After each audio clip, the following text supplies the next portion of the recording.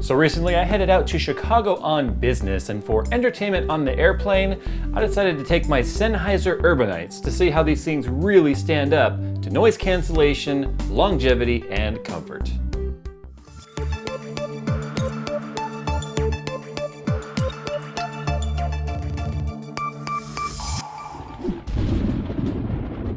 So when Sennheiser approached me and said, "Jay, do you want to check out our brand new Urbanite on-ear headphones?" I went ahead and said yes because I want to be as objective as possible, but subjective right off the bat. I was kind of like, ooh, I don't like on-the-ear headphones. I have sensitive ears. These little pieces of flappy cartilage can give me a serious headache, and I think some people will know exactly where I'm going with that, with things sitting on my ears. But I went ahead and checked them out because I think you guys deserve to see exactly what these things have to offer, and I'm sure as hell happy that I went ahead and looked at them. Now, spec-wise, because I know there are some spec whores out there and they want to know all about the specs, these are headphone frequency range of 16 hertz to 22,000 hertz. It seems to be a little bit wider than the typical 20 hertz to 20,000 hertz you find. Now, they are tailored for mobile devices, and that's pretty obvious here by the iPod, iPhone, and iPad certification badge on there, which means that the actual built-in microphone and built-in controls are going to work flawlessly with your Apple iDevice if you so happen to be carrying one of those, and you'll have some interaction with Android devices if you're carrying one of those. Now you can tell that these are designed for mobile platforms because they have only 18 ohms of impedance. That's amazing, because I have been using my Sennheiser Game Zero gaming headphones for quite a few months now, and I did a review on those in the past. You can check it out right now if you want to go and see that. But they are a 150 ohm headphone can, which means that they require a lot of power to get that full range response. Now, with these only being 18, that means devices like your iPhones will be able to actually handle that without any problem whatsoever. iPhones, Androids, MP3 players, whatever. Now, they do have a less than 0.5% total harmonic distortion. I actually don't know a whole lot about that. I know about RMS power and things like that. But basically, I guess that means they're very, very clear. And the pickup pattern on the microphone is an omnidirectional, so if you're having a conversation in public, other people are going to be able to have a conversation with whoever you're talking to as well. So, the microphone has a minus 44 dB sensitivity, which means any sounds around it that are louder than minus 44 dB are going to be picked up on the mic. All right, so the package is actually pretty cool. I'm not going to talk any more about the package because I have already unboxed them and have been using them. I am all about using a product before I do a review on it. I hate to admit, but I have been burned in the past where I've done a product review as soon as I got it, opened it up, did a review, and said, hey, they sound great on the 10 minutes I used it. And then 2 months or 2 weeks or even sometimes a few days after the fact, some sort of problem arose. So I've been using these for the last solid week while I was in Chicago. Let's go ahead and take a look at them. Transition.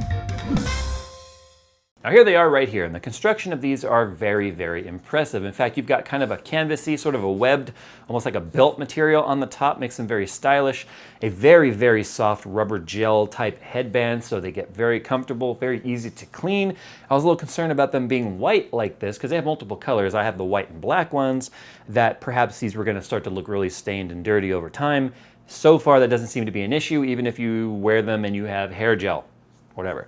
So they are adjustable in and out, and they do also fold up, and that's so that you can store them in the included carrying bag. That's kind of cool. I like being able to put everything in the same place, including the flat ribbon detachable cable. Now this is kind of a big deal because when it comes to storing them, taking the cable out allows you to not put any of those tight bends on the ends, which means that you're not going to be destroying the cable over time. Now, because it's a flat cable means it is not a tangleable cable, if that makes sense. You can do this with them and then they will always fall right back out. I love doing that test. Flat cables are absolutely amazing. How many times have you ever pulled the cables out of your backpack or your bag or your purse?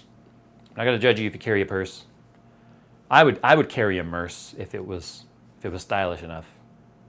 But you could just sit here and just tangle the ever-living crap out of them and just look at that. They fall right out every single time. No tangles, baby. So flat cables are amazing. Here are the controls right here. You've got your center button, which you have a lot of different button press combinations you can do to pause, fast forward, rewind, skip, talk to Siri, make a phone call, all of that stuff. I'm not going to talk about what combinations do what. Check out the manual to learn more about this. It's pretty much the same for most devices. That's why it's Apple certified. They want to make sure that everything works properly with their interface. You've got plus and minus on the volume. The only thing I don't like about the control is it's awfully long. It actually measures about 2.5 inches in total length. So it's actually kind of long when it's dangling by the side of your head. This bothered me a little bit when I was traveling with them. Now you do have a 90-degree gold-plated 3-pin audio port, and then you do have a proprietary 3-pin port right here that actually locks into place so that you can't accidentally pull it out. And then you just turn it, pull it out, and you're good to go. Now when it comes to the construction of the cans, the earphones here, the ear cans actually have sort of a suede material, which when it pushes against your ears actually have a very, very efficient noise canceling factor to them. In fact, when I was on the plane, I couldn't hear crap when I had music going. 100% noise cancellation. I didn't have the engine noise causing any sort of unwanted, in fact, I don't know if that's gonna mess up my mic. I didn't have any unwanted noise bleed making their way into the cans. Well, now that's the part that I was actually most impressed about, because on-ear head cans or earphones and ear cans tend to have quite a bit of noise bleed, and they're not true noise canceling. So whatever material they're using are fantastic when it comes to actually being able to block out the sounds.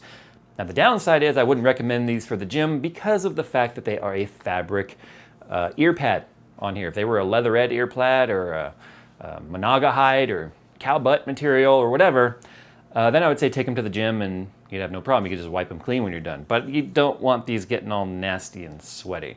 Now, because these are designed to be on the go, they are quite flexible, as you can see. I mean, I'm taking these cans and I'm twisting them all around like crazy, and I'm not actually damaging these up because they're designed to live up to rugged daily use. Yeah, I just did that with these. Cool, huh? Now, when it comes to the sound of these, I could play these right now and be like, oh yeah, they sound fantastic. The only down part is I have different ears than you, I have different tastes than you, and I have different sensitivities than you. So I'm just gonna do the best I can to describe the way they sound, having listened to them only on my iPhone for the past week. Now the bass is really, really rich. It's actually very tight bass, which means there's not a whole lot of what I would describe as sort of like a cone or a driver wobble, where sometimes the bass hits and you almost have what feels like sort of a bass reverb. I don't get any of that. And in fact, I may be talking entirely just so ignorant when it comes to different terminologies when it comes to audiophile religion. Guys, I don't subscribe to the audiophile religion, so I'm just telling you the way I can best describe it.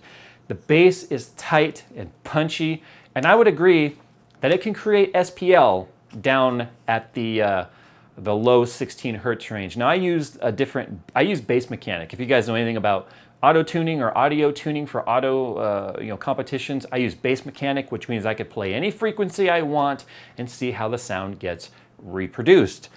Now anything below about 20 hertz, I'd say right around the 19 hertz range, I stopped hearing audio and got nothing but SPL, which is sound pressure level, and that's sort of that wub, wub, wub, wub. It's a feeling, not an audio sound. I could hear everything around me just fine, but you start to feel nauseous and dizzy. So they were able to create SPL down to the 16 hertz they advertised, but it's not actually creating an audible sound with it. I just want to point that out. That's my experience with that. But right around the 25 hertz and up range, you get nice, deep, pounding bass, but not overbearing bass. Now these things are designed to compete with Beats audio, and I think they do it on a much clearer level. The sound is very warm, very rich. I didn't find the tweeters or the highs to be piercing, which some people might like. I personally don't. I hate piercing sound. Now to test that, I listened to a lot of rock music with hi-hats and cymbals and crash cymbals just to see how these could actually recreate all of those different sounds happening at the same time. If you listen to rock music or you listen to heavy metal or anything like that, you know you start getting all those different instruments creating quite a bit of distortion automatically, intended distortion. That music is designed to have intended distortion to give an effect that they want. You can actually listen to it and it doesn't just sound like a big melting pot of sound. You can make out the different instruments that you're hearing, and that was what really surprised me on these, the level of clarity. I listened to some songs that were purely vocals, a cappella, and I could hear every single breath, every single note reproduced with what I would say as close to accurate in terms of being in a concert as I could imagine. Now these things come in at $199 for the Urbanites. The XLs are a little bit more, a little bit bigger cans, a little bit of price difference on there. 199 bucks. That's where I think that these are awesome, because I've listened to other headphones that sound just as good that cost $100 more. So if you guys are looking for nice on-the-go headphones, I think a lot of us are really into music. You deserve to go and check these out and listen to them and make a decision for yourself. The Sennheiser Urbanites, is that? Again, I'm not farting, I promise. Why does my chair always make it seem like I'm very flatulent? So the Urbanite XLs, go and check them out, guys. I'll put a link to them down in the description. It's an Amazon link. Of course, it helps the channel. Feel free to use it. If you're already supporting another YouTuber through an Amazon affiliate link, good for you, because we could all use the help we can get, even the other guys who I tend to be friends with anyways. So here we go, guys. Urbanite XLs, Sennheiser. Go and check them out. Yeah, these are going to be hanging out in my backpack for quite a while, until whatever they make that's better comes along right around the same price range. See you in the next one, guys. Yeah.